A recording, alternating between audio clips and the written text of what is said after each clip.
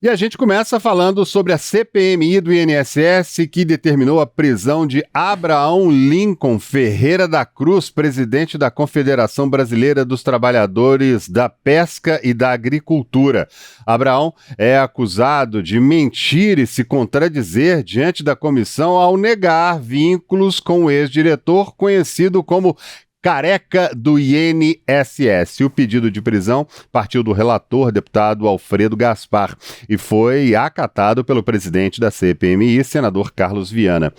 Essa é a terceira prisão determinada pelo colegiado que apura descontos irregulares em benefícios do INSS entre os anos de 2019 e 2024. Deixa eu chamar novamente agora o Levi Guimarães, que acompanha tudo lá em Brasília. O Levi, o que é que você traz de novidades para a gente sobre a prisão do Abraão Lincoln?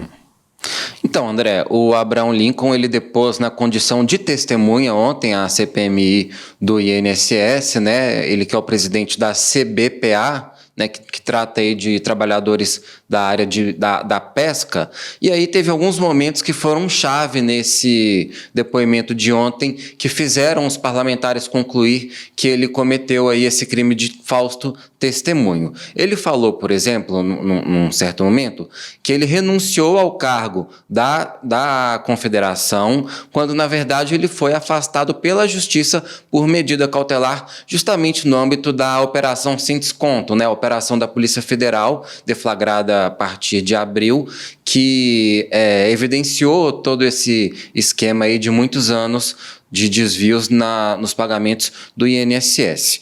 O Abraão Lincoln também, como você bem mencionou, ele disse que não conhecia o careca do INSS, né, o Antônio Carlos Camilo Antunes, mas num outro momento dessa oitiva ontem ele admitiu que já tinha tido uma ligação sim com o careca do INSS.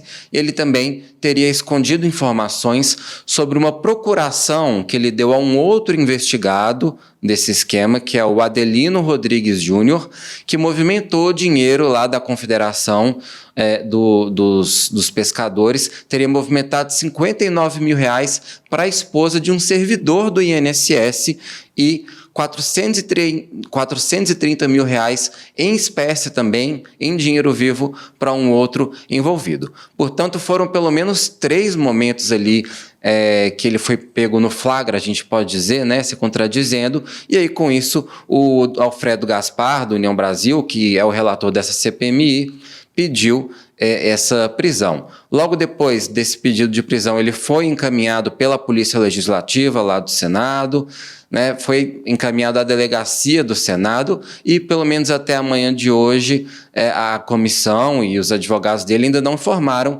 se ele continua detido ou se ele já foi liberado, já que ele pode pagar fiança, né?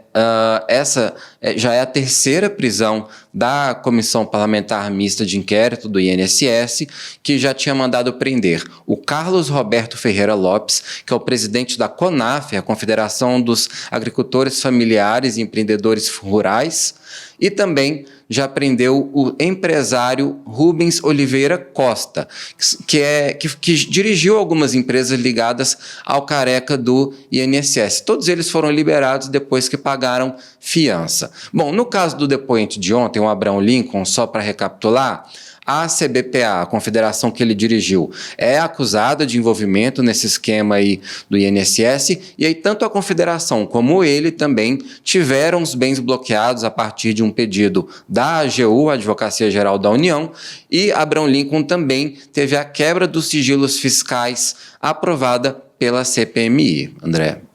E olha, gente, o senador Carlos Viana, né, ele encerrou a sessão criticando o fato de que o depoente chegou amparado por um habeas corpus e que Lincoln esperava se esconder no silêncio, disse o senador. Vamos ver o momento em que o presidente faz o pedido de prisão.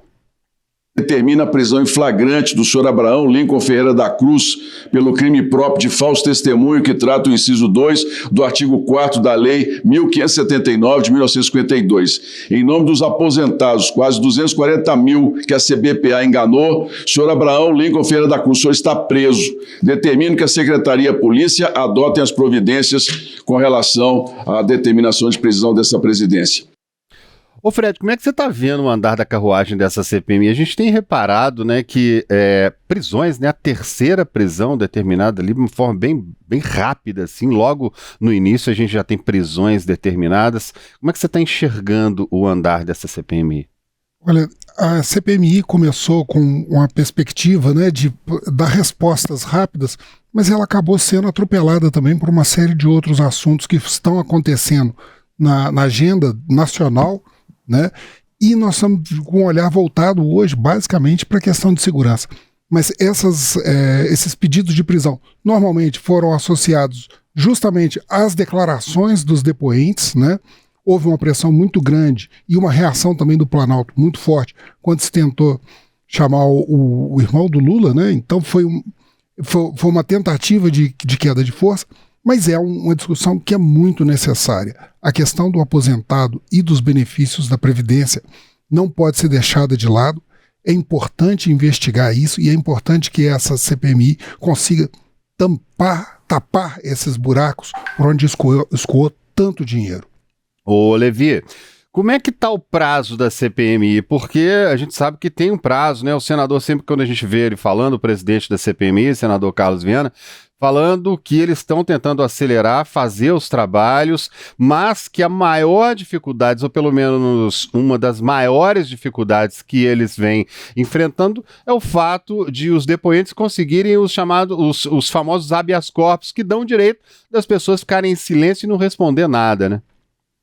Pois é, a maioria dos depoentes tem conseguido esses habeas corpus aí junto ao Supremo Tribunal Federal, principalmente aqueles que vão depor na condição de testemunhas, né, como foi no caso de ontem, mas não tem... isso não tem evitado esses momentos aí de embate entre parlamentares e os depoentes, e mesmo essas prisões, né? Tem alguns que mesmo com habeas corpus acabam não ficando em silêncio, acabam falando, outros fazem uso desse recurso.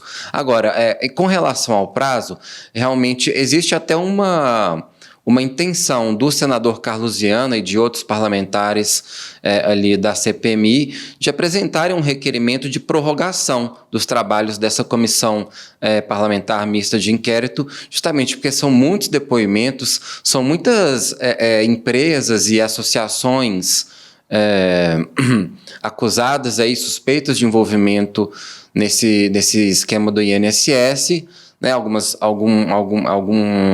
lobistas também ali, e aí a CPMI ela tenta se chegar aí a uma resposta diferente do que ela tenta apresentar elementos que a Justiça ainda não apresentou nas investigações ali da Polícia Federal, da CGU, que correm também, né, no âmbito do Judiciário. Agora, ainda é até um pouco cedo para dizer se vai ter força para prorrogar os trabalhos dessa CPMI. Existe uma perspectiva de que ela tenha os trabalhos concluídos aí talvez no final desse ano, e aí talvez esse objetivo traçado pelo senador não seja atingido. Pois é, a gente tem essa, como disse o Fred, que lembrou muito bem, que muitos assuntos, né, atropelando a CPMI do INSS, essa que tem sido tão cobrada por parte da população, afinal de contas a gente está falando de um rombo de mais de 6 bilhões e 300 milhões de reais contra aposentados e pensionistas de todo o país. Os descontos não eram feitos de forma grande, muito dinheiro de cada vez, era pouco, mas quando a gente fala de pessoas que recebem ali mil e poucos reais, você tirar 40, 50 reais por mês dessas pessoas ao final de um ano sempre faz muita diferença, e a gente espera que o trabalho da CPMI realmente traga resultado para essas pessoas que ajudam, que constroem o país, depois conseguem a aposentadoria ou uma pensão e depois acabam sendo lesadas ali por pessoas de má fé.